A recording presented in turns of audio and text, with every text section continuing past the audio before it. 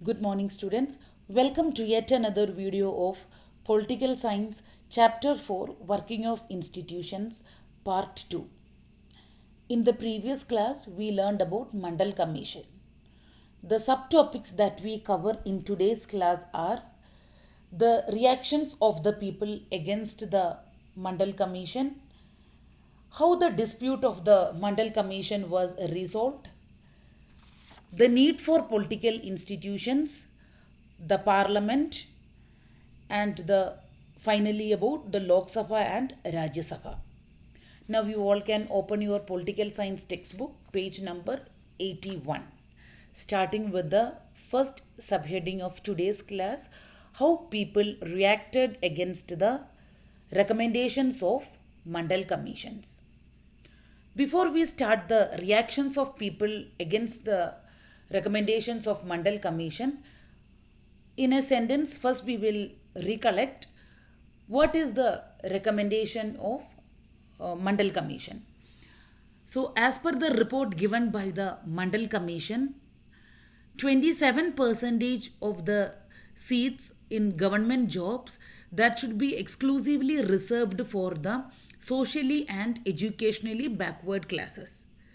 So this recommendation which was submitted by the Mandal Commission that resulted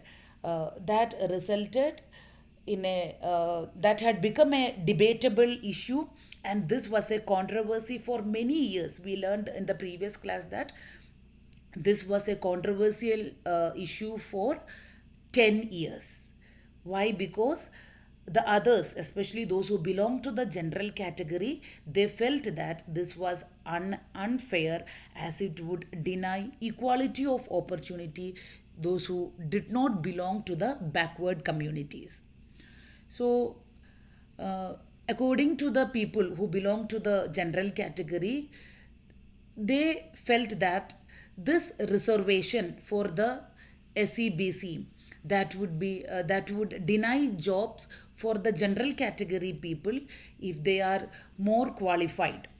So we all know that there is a lot of difference between getting a seat on the basis of merit and getting a seat on the basis of reservation. So after the Mandal Commission's report giving 27 percentage of reservation seats need to be reserved for the SEBC. So it becomes a totally debatable issue at that time. So at that time, in the newspapers and the magazines were full of different views and opinions about the recommendations submitted in the Mandal Commission, and this led to a widespread protest and counter protest, and some of the protest resulted in violence. The people reacted strongly, especially those who belongs to the general category. Those people, they reacted strongly against the Mandal Commission, because it affected the life of the thousands of people who belong to the general category. But some of the people, they were of the opinion that yes, we need to give reservation for the OBCs, which will be a helping hand for the backward classes. But others felt that this was unfair and it would deny equality of opportunities to those who did not belong to a backward community. So some felt that it was an obstacle for national unity. So this is how the people reacted against the recommendations of Mandal Commission. So every order will first discuss in the parliament, then it should be approved by the prime minister, who is the head of the government, and formally went to the notice of the president. After his issual, or he confirms yes, this can be done, then only the joint secretary can issue this order. So that's how the decisions are taken and implemented. So whatever the decisions, every in a democratic form of government, uh, everything will be discussed and debated in the parliament, and later only it will be that particular law will be implemented. So now let's discuss the next topic, how the dispute of Mandal Commission resolved. So, for any kind of disputes, we all know that we can appeal to the respective state high court and Supreme Court. So, here in this Mandal Commission case also, some persons and associations opposed this order and appealed to the courts to declare the order as void and stop its implementations. Void means not valid or not legally binding. So that is the meaning of the term void. So the Supreme Court of India launched all these cases together, and it is known as Indira Sone and others versus Union of India case. So this is the name of the case, and 11 judges of the Supreme Court heard arguments of both the sides. Later, the court in 1992 had declared that the decision taken by the union government is right and the objections made by the general category people are null and void. At the same time, the court has redirected to change original order stating that the reservations have to be implemented only to those people who are actually in need and should exclude the well-to-do persons among the backward classes from gaining the benefit of reservation. The dispute thus came to an end, and this policy has been followed since then. So, from this example, we can understand that the decision is taken by the legislature, that is Lok Sabha, Rajya Sabha, and the president, and then it is executed by the executive, which included the Council of Ministers and civil servants, and finally the judiciary to settle down all the disputes. Now let's move on to the next topic, that is the need for political institutions. Why do we need political institutions, or else what is the purpose of establishing political institutions? The role of government is to ensure safety, security, and to provide basic health and education facilities to all the citizens in the country.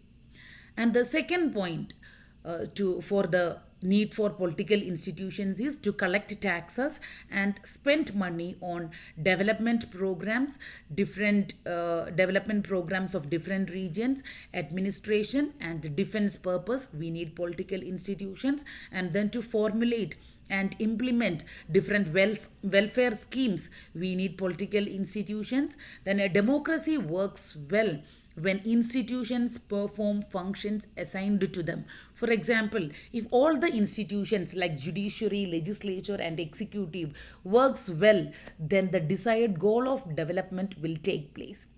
It involves regular meetings and routine activities. So all those are the things that occur in government. So now that's all about the need for the prominent points about the need for the political institutions. Now let's move on to the next topic, that is explaining about Indian Parliament. You can, in this slide, you can see the picture of the Indian Parliament. Legislature is the parliament. In India, we say parliament is the legislature at the national level. At the state level, this is called a legislative or legislative assembly. Parliament is the final law-making body, and parliament can change the laws, make the laws, and parliament can abolish the existing laws. I will repeat the point. Parliament is the final law-making body, and Parliament can change the laws, Parliament can make new laws, and Parliament can abolish the existing laws. So in different states of India, we have different names for the legislative assembly. For example, in West Bengal, it is Vidhan Sabha. In Karnataka, it is Vidhan Sauda, and in Kerala, it is known as Niyama Sabha. Parliament is an assembly of elected representatives having authority on behalf of the people. Parliament have control over the government. The legislature or the parliament is the lawmaking body that includes the upper house, that is the Rajya Sabha, and the lower house is the Lok Sabha. However, Rajya Sabha has given the name upper house. The powers of Rajya Sabha much less is much less compared to the Lok Sabha. Even though the Rajya Sabha is having the name upper house, but when we analyze the power of Rajya Sabha and Lok Sabha is having more power comparing to Rajya Sabha. Then Lok Sabha has the power to control the council of ministers, including the prime minister. And when it related to money matters, Lok Sabha is having more powerful than Rajya Sabha. So and then if you analyze the members of Lok Sabha and Rajya Sabha, Lok Sabha is having more members, that is 543 members, and Rajya Sabha is having less members. So, comparing to the number of members in Lok Sabha and Rajya Sabha is having more members, and Lok Sabha is having more members comparing to Rajya Sabha. So, definitely they have a more say in a joint session. So whenever there is a disagreement on any bill, there is a joint session will happen with the members of the Lok Sabha and the Rajya Sabha. That takes place in the joint session will takes place, and definitely Lok Sabha has a winning edge because they have more members.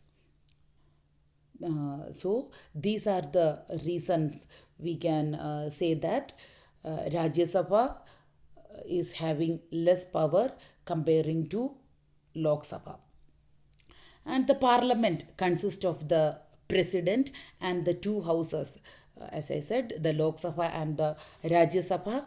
The prime minister must have the support of a majority of Lok Sabha members, and it has the control over the public money where it should be spent, and the parliament is the highest forum for discussions and debate on various issues, as we discussed related to Mandal Commission. In a democratic form of government, before we take any final decision, there will be a lot of discussions and debates will happen in the parliament.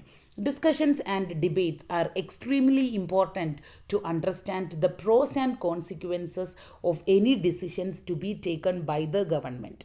If there is no debates and discussions, the ruling party may feel like doing anything that they want to do.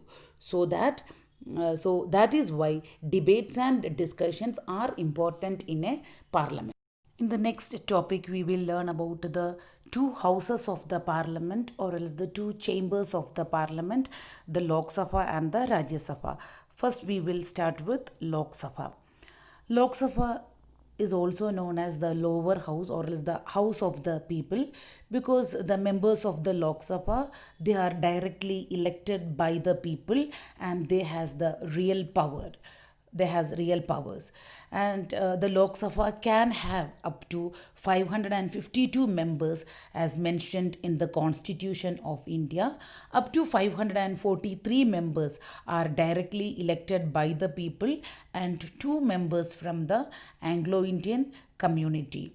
And the members from the Anglo-Indian community, they are nominated by the President of India. So at present, the strength of the house is 545 members, and our Lok Sabha is addressed by the speaker. So our current speaker is Om Birla. You can see the image of current speaker, Om Birla. So the main duty of the speaker is to maintain peace and order during debates and discussions in the Lok Sabha. And the term of Lok Sabha is 5 years starting from their date of appointment. The members of Lok Sabha are known as MP, Member of the Parliament. Lok Sabha get dissolved after every 5 years. That means after every 5 years, new election will happen through which 545 new members will be elected to the Parliament. The next point is explaining about Rajya Sabha. Rajya Sabha is also known as the Council of States, and there are 238 members, and so total 250 members are there in Lok Sabha, and the 12 members are nominated by the President of India. So the and it cannot have more than 250 members.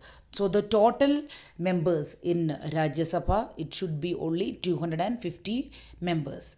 And then currently we have 238 members, and 12 are nominated by the president. And the members are indirectly elected. In the Rajya Sabha, what we learned is the members of the Lok Sabha, they are directly elected. Here in the members of the Rajya Sabha, they are indirectly elected. They are elected by the MLA of State Assembly for their state. And the Rajya Sabha is addressed by the Vice President of India. Our current Vice President is Venkaiah Naidu. You can see the image of Venkaiah Naidu. And the term of each member is 6 years. In the Lok Sabha one, what we learned is the term of the Lok Sabha is 5 years. Here the term of Lok Sabha is 6 years. Rajya Sabha is a permanent house. Unlike Lok Sabha, it cannot be dissolved. 1/3 of the members retire every second year and are replaced by newly elected members. Rajya Sabha does not have much power over the money bill. So, among the two houses of the parliament, as I said in the beginning, Lok Sabha is more powerful. So, ordinary bills need to be passed by both the houses. In case of difference or disagreement between the two, as we discussed, a joint session is called for both houses. But generally, because of the larger number of members, it's the decision of the Lok Sabha will prevail over Rajya Sabha. Then about money bill. Money bill can only be introduced in Lok Sabha. They go to Rajya Sabha, and the money bill will be introduced in Lok Sabha, and later that will go to Rajya Sabha, and the Rajya Sabha can delay these by 14 days or suggest changes. So, what the Rajya Sabha can do is Rajya Sabha can delay the bill for 14 days, or else they can suggest changes. Lok Sabha controls the Council of Ministers because Prime Minister is appointed by Lok Sabha. If the majority of the Lok Sabha have no confidence in ministers and prime ministers, the government has to resign. The Rajya Sabha does not have this power. Then we have the political executives and the permanent executives. Political executives are the political leaders elected by the people and is supreme to permanent executive. So the political executive, they are include the prime minister, cabinet ministers, and council of ministers. So our political executive means they are our political leaders, and they were elected by the people and is supreme to permanent executive. So the prime minister is the head of the political executive. They are answerable to people for the consequences of the decisions, and the political executives are elected for 5 years. They take all the final decisions. Then now comparing to permanent executive, political executives are more powerful. Now let's move on to the next topic, that is the explaining about the permanent executive. Permanent executives are our civil servants. Our civil servants are the permanent executives. The permanent executives, as we all know, they are appointed on a long term basis through competitive examinations, and they remain in office till they retire. In political executive, what we learned is their term is only for 5 years. But here, the term of the permanent executive, it is there is no specific term for the permanent executives. They remain in office till they retire. So the next point related to permanent executive is they remain in office when the ruling party changes. It means if the ruling party change also, the permanent executive will not change. If the ruling party change, but also still the permanent executive will continue their tenure. And the persons working in civil services such as IAS officers, IPS officers, and IFS officers, they all known as the permanent executives. Comparing to political executive, our permanent executives are more educated and have expert knowledge of the subject, and they work under political executive and assist them in decision making process. The political executive have more power than non-political executive, because in a democracy the will and aspiration of the people is more important. So the minister may take the advice of the experts on all matters, but overall the minister will take the final decision. So, by this, we conclude today's class, and now let's have a quick recap of today's class. Today, first we learned from the Mandal Commission, or else the how people reacted against the Mandal Commission, that we learned. And then we learned that as per the recommendations given by the Mandal Commission, 27% job reservation benefit will be given to a new third category called SEBC, socially and educationally backward classes. So only persons who belong to backward classes for eligible socially and educationally backward classes, only they are eligible for this quota. Then we learned about that the decision makers, the president, the prime minister, and the parliament consist of the two houses, that is the Lok Sabha and the Rajya Sabha. They that all together known as the decision makers, and the need for the political institutions. The several arrangements are made in modern democracy, which is known as institutions, and democracy works well when these institutions perform functions assigned to them. Then we learned about the parliament, and parliament decisions are not directly taken in parliament, but in parliamentary discussions on the report influence and shape the decisions of the government. These discussions bring pressure on the government to act. If parliament is not in favor of the decision, then the government cannot go ahead and can not implement the decision. Then the two houses of the parliament. These two houses of the parliament, it is known as Rajya Sabha and Lok Sabha. Rajya Sabha is the council of states, and the Lok Sabha is the house of the people. And then we learned about the political executive. At different levels of any government, functionaries take to day-to-day decisions, and they do not have the supreme power on behalf of the people. The permanent executive, they do not have supreme power on behalf of the people. The political executives, as they are directly elected by the people, they have that supreme power over the people. And the political executives, they were directly elected by the people, and the people who are appointed on a long term basis are called the permanent executives or the civil servants. They remain in office even when the ruling party changes. These officers work under political executive and assist them in carrying out the day-to-day administration. So we will conclude today's class, and in the next class, the third part of this chapter will be continued in the next class. If you have any doubts related to today's class, you can mail to dmcsonlinequeries@gmail.com. Thank you, students. Have a good day ahead.